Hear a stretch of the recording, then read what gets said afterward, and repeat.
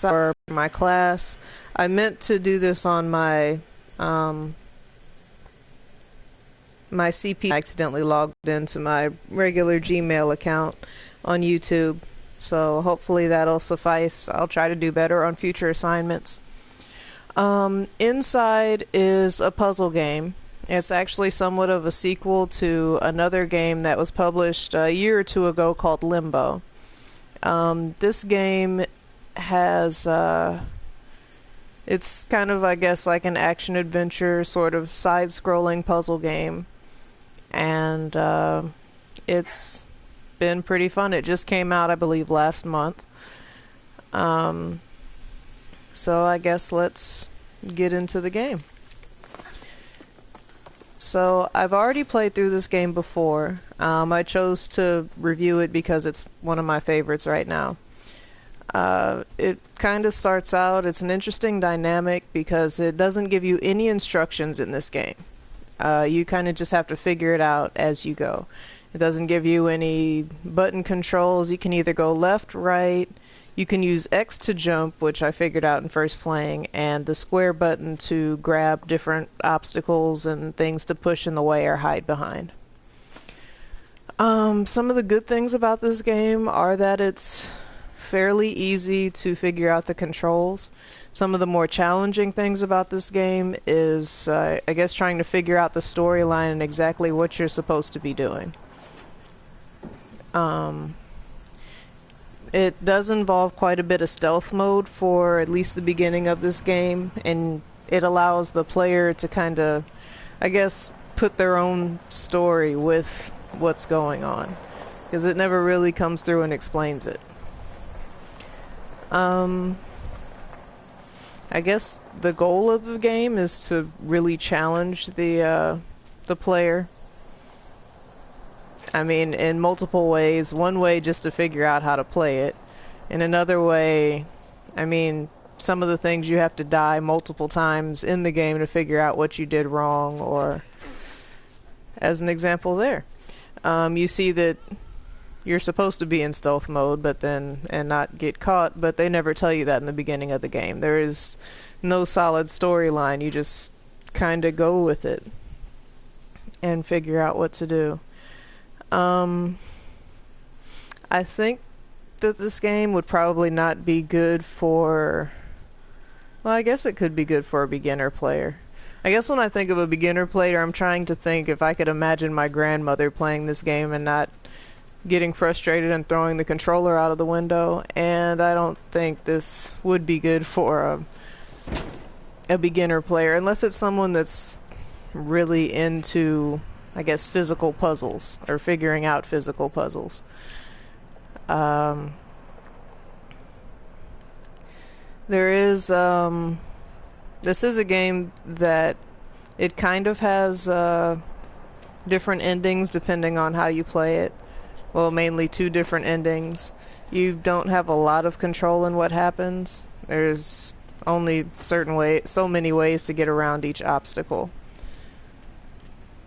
I'm sorry, I'm just looking at the bullet points to make sure that I cover everything and how I'm supposed to be doing this review. I've never really done one before, even though I watch them on YouTube all the time. But this is one of the interesting dynamics of the game. It gives you obstacles and things to use as puzzle pieces to get through the various obstacles. And so you kind of just have to go through, figure out what you can do in each scenario, and you don't really know what's coming next, or who all of your enemies are in this game. And one thing I do like is that in situations like this, it really can make the player think that they're about to die, or that they don't have enough time to get through to the next phase of the game. But you can. And the developers of this, I'm not sure how long they've been in game development. I don't think it's very long, since this is only the second game that I've seen them put out. But they have kind of mastered the side-scrolling puzzle genre, I would say. I've played a couple of other games that are kind of side-scrolling oops, puzzle sorts of things.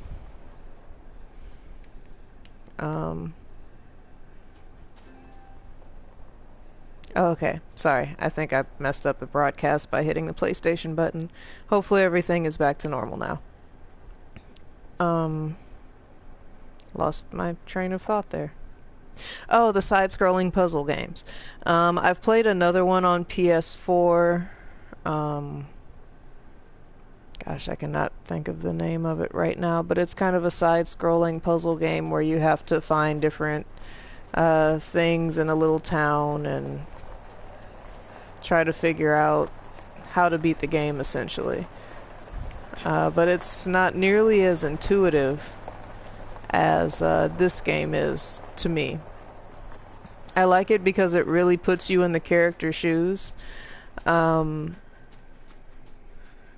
I mean, if you could imagine being a little kid in the woods running and hiding for some reason, it really makes you cautious and going through the game, knowing that there could be someone that could catch you around every turn. It's kind of exciting, and it makes it addictive and really hard to put down because there aren't any set visible checkpoints. There are checkpoints in this game as you go on, but in first playthrough, it's hard to know exactly where the game saves, or if you'll have to go back from the very beginning and try this over again.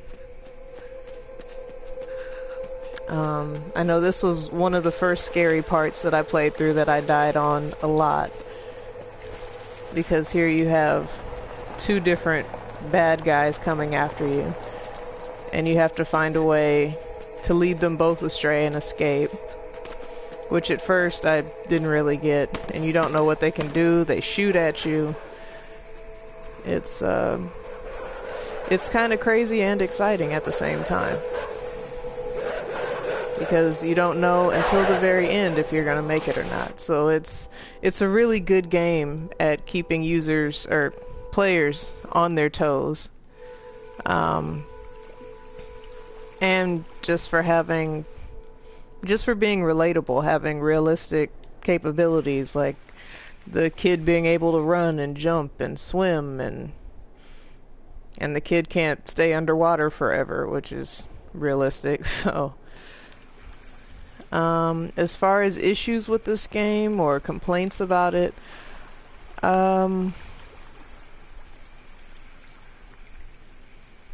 you know, I've played through this game this will be my third playthrough at this point, and I can't really think of any glaring issues that I also can't, well, I view them more as challenges in the game or adding to its difficulty. So I don't know, even its flaws and not having instructions or telling you what to do, I think that makes it for a more challenging game. I know that would probably be a major complaint into someone that's more of a novice gamer, or someone that's never played a sort of side-scrolling puzzle game like this before. So I guess that could be a drawback. But for me, who's been playing video games for probably been about 20 years now, consistently. No, longer than that. Anyways, that's telling my age. But for me, this game is pretty much near perfection. The only major complaint that I have about this game is that I wish it was longer. And I wish that it had more endings that you could explore, based on, or multiple ways to solve a problem. I think that would make the game more interesting. But other than that, it's an exciting game. It's far from boring. It keeps you on your toes. It really keeps you curious as to what's coming next, or what the story is, or where this little boy even came from. But I guess that just adds to the mystery and the thrill of the game. I guess I can kind of end it here. I think I've covered mostly everything. Again, my name is Terra Taylor. This is for sgd111. 111 or 111 course fall section. Um, I hope this works. Thank you for listening.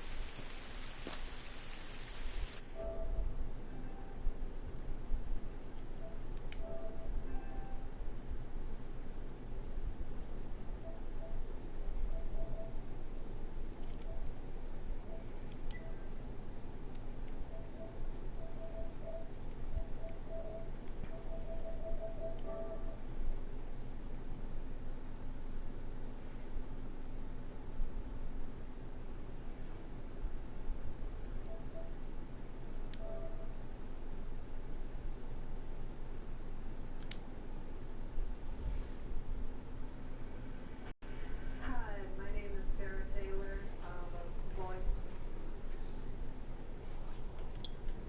called Limbo. This game has it's kind of, I guess, like an action adventure sort of side-scrolling puzzle game, and it's been pretty fun. It just came out, I believe, last month. Um, so I guess let's get into the game. So I've already played through this game before. I chose to review it because it's one of my favorites right now. It kind of starts out, it's an interesting dynamic because it doesn't give you any instructions in this game. You kind of just have to figure it out as you go. It doesn't give you any button controls. You can either go left, right. You can use X to jump, which I figured out at first playing, and the square button to grab different obstacles and things to push in the way or hide behind.